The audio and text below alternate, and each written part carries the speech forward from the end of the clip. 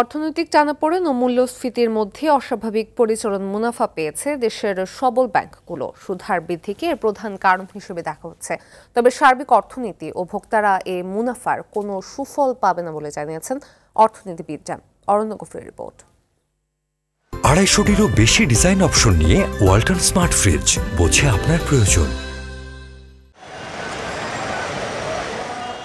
আন্তর্জাতিক মুদ্রা তহবিল IMF এর পরামর্শে মূল্যস্ফীতি নিয়ন্ত্রণে সুদের হার বাড়িয়ে দেয় বাংলাদেশ ব্যাংক। এতে ব্যবসা পরিচালনা ব্যয় বেড়ে যাওয়ায় মূল্যস্ফীতি না কমে উল্টো বৃদ্ধি পায়। সাধারণ মানুষ এর সুফল না পেলেও পোয়াবারও ব্যাংকগুলোর। বিদায়ী বছরে 2000 কোটি টাকার উপর পরিচালন মুনাফা করেছে 5টি ব্যাংক।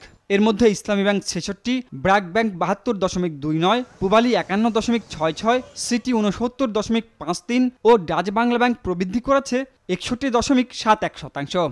নিচের দিকে থাকলেও ওয়ান ব্যাংকের প্রবৃদ্ধি 129%। পরিসংখ্যান বলছে হাতে তারল্য বেশি থাকা ব্যাংকগুলোই অধিক মুনাফা করেছে, সঙ্গে ছিল দুর্বল ব্যাংকগুলোর ব্যর্থতা। কতিপয় ব্যাংক যখন পারফর্ম করতে পারছিল না, তাদের প্রতি তো ট্রাস্টটা জনগণের কমে গেছে। তার একটা ইফেক্টও কিন্তু আমাদের এখানে এসছে। মানে দেখা গেছে যে তাদের ওখানকার ডিপোজিটররা বা যারা ডিপোজিট করতে হয়তো ভবিষ্যতে, এখন নিউজটা দেখে আমাদের এখানে কালেকশন অ্যাকাউন্টে দিয়েছে, লো কস্টে ডিপোজিট দিয়েছে, FDR দিয়েছে, যে আমার ডিপোজিট বেড়েছে 15,000 কোটি টাকা। তাহলে 15,000 কোটি টাকার ইনভেস্টমেন্ট করলে তো আমার প্রফিট বাড়বেই। ইমব্যালেন্স ব্যাংকিং সেক্টরে আছে, কেউ কেউ লসে চলে গেছে, কেউ কেউ খুব জাম দিয়ে কয়েকটা ব্যাংক বড় প্রফিট করেছে। ধরেন আমার যদি অপারেটিং প্রফিট হয় বেশি, তাহলে আমার খারাপ অ্যাসেট থাকলেও আমি তার এগেনস্টে কী করতে পারবো? প্রভিশন রাখতে পারবো। তার মানে কি, ব্যাংকের স্ট্যাবিলিটির জন্য অপারেটিং প্রফিট জরুরি। এতে লুটপাটের শিকার ও দুর্বলগুলো পিছিয়ে পড়লেও অস্বাভাবিক মুনাফা অর্জনকে ব্যাংকগুলোর কৃতিত্ব বলে মনে করে বাংলাদেশ ব্যাংক।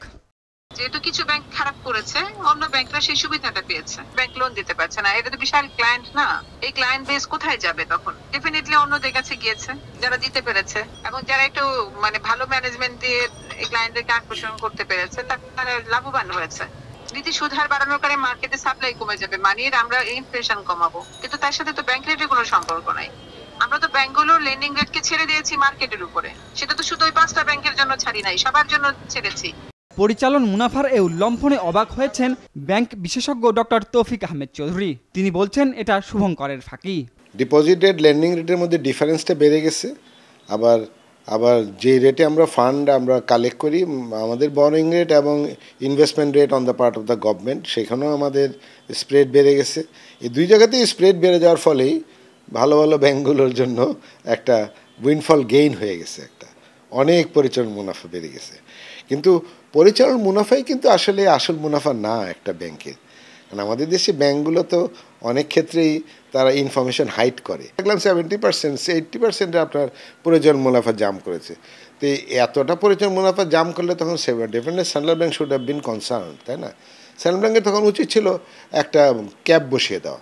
পরিচালন মুনাফা হলে ভোক্তা পর্যায়ে কোনো বেনিফিট হবে না। ভোক্তা পর্যায়ে কী পাবে? এটা তো আপনার ব্যাংকগুলো বেনিফিট পাবে। এখন যদি ডিভিডেন্ড বেড়ে যায় তো শেয়ার হোল্ডাররা বেনিফিট পাবে, তাই না? বাংলাদেশের মতো দেশে শুধু ইন্টারেস্ট রেট বাড়িয়ে ইনফ্লেশন কন্ট্রোল করা যায় না। আপনাকে সাথে সাথে এই সাপ্লাই চেইন ম্যানেজমেন্টটাও দেখতে হবে। আপনাকে সাথে সাথে এইসব চাঁদাবাজি, মাফিয়া গ্রুপ, এই সমস্ত ব্যবসায়ী সম্প্রদায়কে কন্ট্রোলে রাখতে হবে। সবল ব্যাংকের সঙ্গে মুনাফা ব্যবধান দুর্বল ব্যাংকগুলোকে আরও দুর্বল করে দিতে পারে বলেও আশঙ্কা অর্থনীতিবিদদের। কিছু ভালো ব্যাংকের সুবিধা দেওয়ার মতো একটা পরিবেশ সৃষ্টি হয়ে গেছে। অরণ্য গফুর, RTV, ঢাকা।